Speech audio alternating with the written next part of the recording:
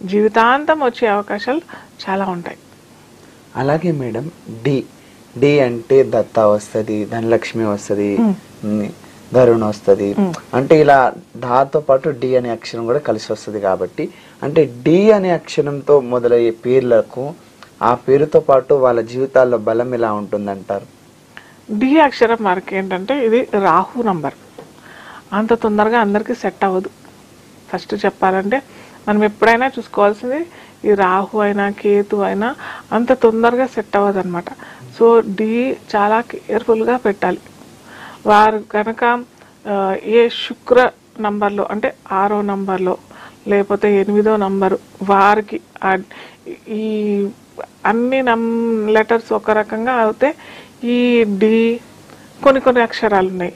ఆ అక్షరాలు చాలా కేర్ఫుల్గా ఆచితూచి ఎవరన్నా నిపుణుల ఆధ్వర్యంలోనే వారు పేరు పెట్టుకుంటే ఈ డితో పేరు పెట్టుకుంటేనే చాలా మంచి ఫలితాలు వస్తాయి. ఎందుకంటే చెప్పా కదా రాహు కాబట్టి. ప్లస్ ఇంకొకటి వాళ్ళకి ఏదైనా రాహు దశే నడుస్తోంది. ఏ లగ్నాలైనా పర్లేదు లేకపోతే ఏ డేట్ ఆఫ్ బర్త్ అయినా పర్లేదు, వారికి ఆ రాహు దశ లేకపోతే మనం న్యూమరాలజీలో కూడా దశలు చూసుకుంటామంట. ఆ రాహు దశ లేకపోతే శని దశ లేకపోతే కేతు దశ ఈ నడుస్తున్నప్పుడు మటుకు ఈ డితో పేరు పెట్టుకుంటే మటుకు అస్సలు బాగుండదు వాళ్ళ. ఇంకోటి రాహు దశ మనకి 18 సంవత్సరాలు ఉంటుంది. శని మహాదశ కూడా 19 సంవత్సరాలు ఉంటుంది. ఈ ఎఫెక్ట్ మొత్తం ఆ పేరు ధరించిన వాళ్ళకి ఆ పేరు క్యారీ ఫార్వర్డ్ చేసుకుంటూ వెళ్తాం కదా, అటు స్కూల్లో, అటు ఉద్యోగంలోను, అటు వేరే సంస్థలో, అటు కుటుంబంలోను, ఇవన్నీ క్యారీ చేసుకుంటూ పోతాం కదా. ఇవన్నీ అన్ని రంగాల్లో వీరికి ఎఫెక్ట్ అవుతుంది. అదే కనుక వీరు 6వ నంబర్కి చెందిన వాళ్ళు, 8వ నంబర్కి చెందిన వాళ్ళు, ప్లస్ ఇంకోటి ఆ దశ అంతర్దశలు వారికి అది ఆ టైంలో వారికి జరగకపోతే మటుకు రాహు చాలా మంచి ఫలితాలు ఇస్తాడు.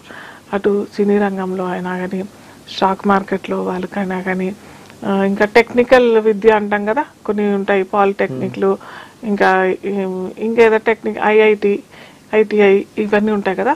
ఈ రంగాల వారికి మటుకు చాలా వాళ్ళకి ఆటోమేటిక్గా వాళ్ళకి ఏదో పెద్ద ట్రైనింగ్ ఇవ్వాల్సిన అవసరం ఏమి ఉండదు. అలా నేర్పించి అలా వదిలేస్తే అంతే, వాళ్ళకి ఈజీగా ఆటోమేటిక్గా క్యాచ్ చేసుకుంటారు అనమాట. అది ఈ డి సంఖ్య ప్లస్ ఆ నంబర్ చెప్పా కదా, ఆ నంబర్ మనం తీసుకుంటే మటుకు మంచి ఫలితాలు వస్తాయి. అలాగే మేడం ఈ అనే అక్షరంతో